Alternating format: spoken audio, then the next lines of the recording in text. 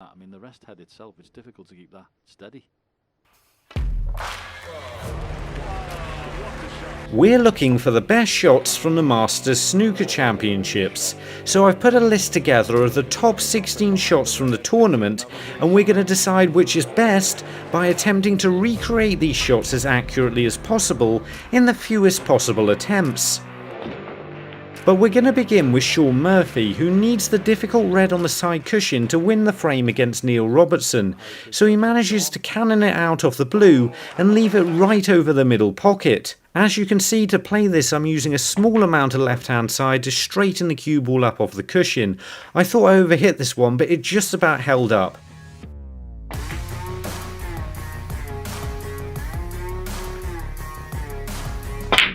Judd Trump is next, potting the black and then playing the cue ball around the table for the red on the top cushion. This needed to be a really accurate shot here. There isn't a lot of room between the green and the pink, but not only do you have to get through this gap, as we're about to see, you also have to be very precise with the weight of the shot. I very nearly got this on my first attempt, but just very slightly underhit it. Any harder I probably would have got there. It was a little bit annoying really, because if it had been a warmer day outside and not freezing cold, I probably would have got this on my first attempt as well. To play this shot I was using backspin to stun the cue ball to around about the baulk line and left hand side to spin it around the three cushions and onto the red. Under the circumstances, when the frame's still live, I think this was quite a good shot, but I really don't think it's as difficult as I'm making it look here. I eventually just about got it on my 7th attempt, but I think I should have got it a lot quicker.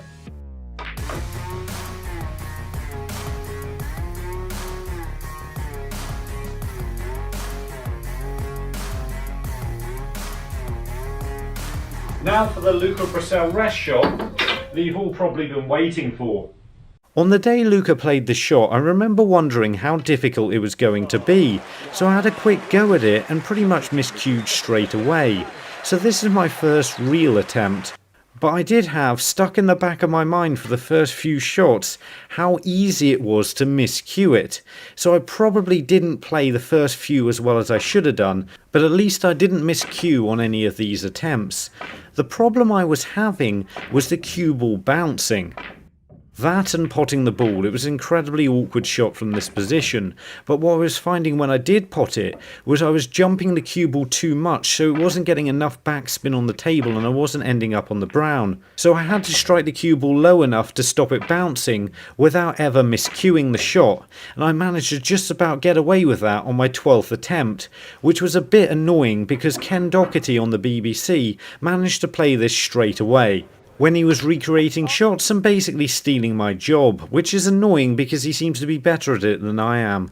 But the most annoying thing is I can actually reach it, so for me this shot isn't really that difficult.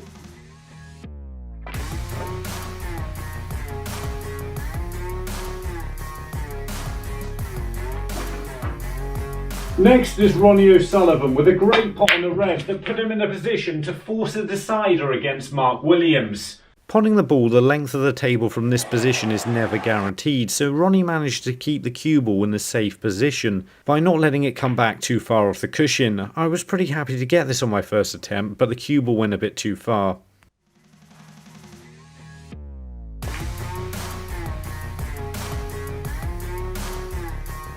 But it was a really casually played shot from Mark Williams where he simply rolls in this long red that allows him to go on and win that decider. After a few shots I've struggled with, I seem to be a bit more on a roll now, so can I, like Mark, pot this red under pressure on my first attempt? Yes, and I managed to get the cue ball in position as well.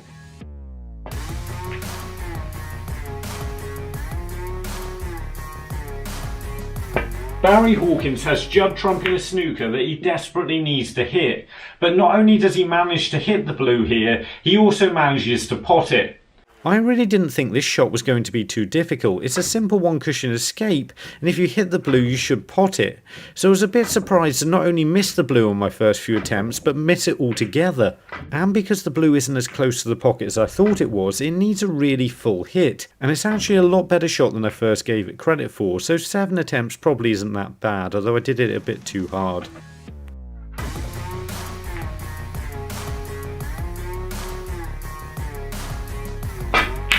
Stuart Bingham's showing off his cue power now as he manages to screw back topside of the blue, and I'm a little bit worried about this one because I genuinely believe it's the hardest shot I've had to attempt in some time. I think Stuart only played this shot with backspin, but I'm having to use right hand side as well as the cushion to help the cue ball back.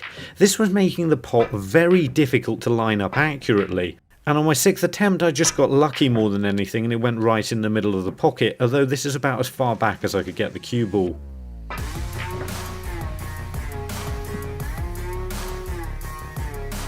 Next is Mark Williams having a 100 break and doubling the black at the end. Mark didn't need to play this shot, he could have just potted it, but he casually plays a double for 107. And although this shot isn't massively tough, it's a little bit harder than it looks, so I was pretty happy to just rattle it in on my first attempt.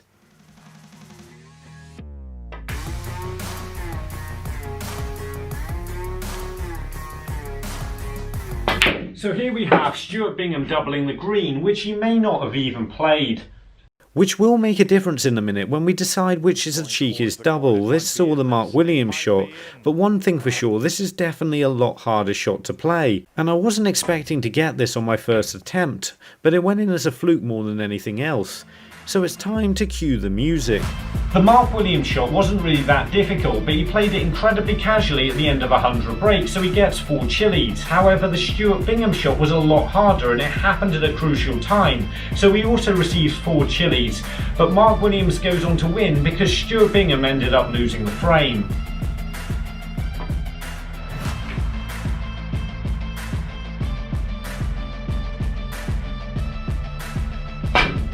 Unfortunately now we've got Judd Trump screwing the cue ball out of the pocket in a way that makes the Stuart Bingham shot look easy. To be honest, it's about the same distance away and I don't have to screw back nearly as far, but I don't have the cushion to help this time. But after playing the Stuart Bingham shot, I was suddenly cueing a lot better, and something really surprising happened. I overscrewed it by quite a long way. On my second attempt I did the same thing again and ended up about in the right place.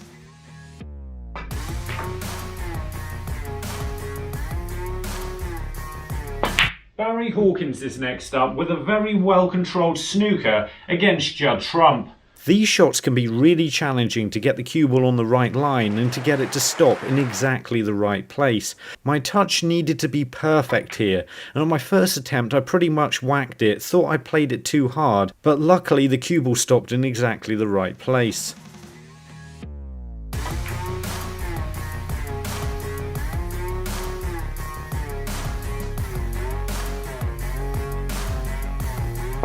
It's a ping down a cushion now for Judd Trump, and this one's crucial because it allows him to go on and make a 1-4-3 and share the highest break prize. Now I probably have a little bit of an advantage with shots like these as my pockets are probably more generous than what you see on TV, although the ones at the Masters look quite big.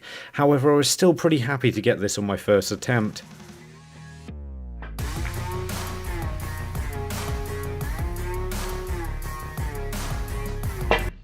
It's a snooker escape next up from Shaun Murphy, who managed to get around the angles perfectly and land touching the red. Interestingly, I've got a bit of an advantage on snooker escapes as well, because I could just see what the player does and try and copy the same thing.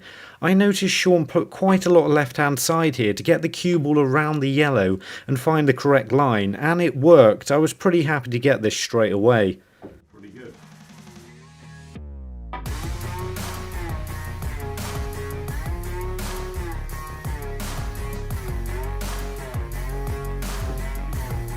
Judd Trump is switching hands now to pot the brown at a crucial part of the frame. He pots the brown down the cushion right-handed and manages to get out for the blue, so to make this fair I'm potting the brown down the opposite cushion left-handed, but I'm flipping it around so it looks like it's my right hand. Seems complicated and probably is. Either way, this shot wasn't really as difficult as I was expecting it to be. It was pretty comfortable, to be truthful.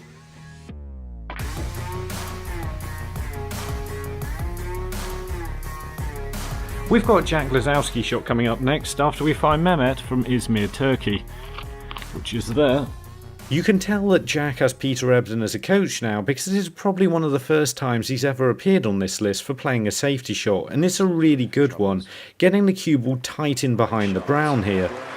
This really helped him out in his match against John Higgins, but the annoying thing with these types of shot is if you played it normally and got the cue ball somewhere near the yellow and brown but not quite getting the snooker, you'd still be pretty happy with the safety shot.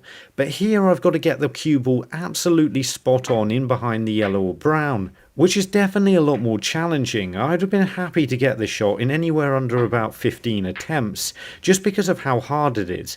But of course it's not really the most exciting shot I've played all day at the same time. The problem I was having was getting the cue ball to break wide enough, so I used quite a lot of side spin on my last attempt and got the snooker nicely.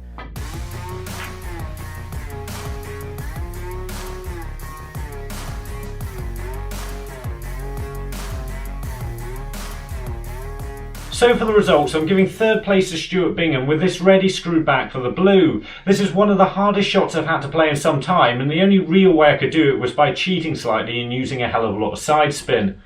Second place goes to Mark Williams. Just the sheer amount of pressure on this shot made it one of the best of the week for me. But maybe predictably, first place goes to Luca Brecel with the rest shot off the cushion. Even though I probably could have reached it and he didn't end up winning the frame from it, playing it like this was incredibly difficult. So we end on a complete anticlimax, as the best shot of the week makes absolutely no difference whatsoever, so sorry about that. However, if you do want to see me recreating shots that do make a difference, have a look at these two videos. And remember, don't just watch play, and make the commitment to becoming a better player by subscribing to the channel and visit the website. See you later.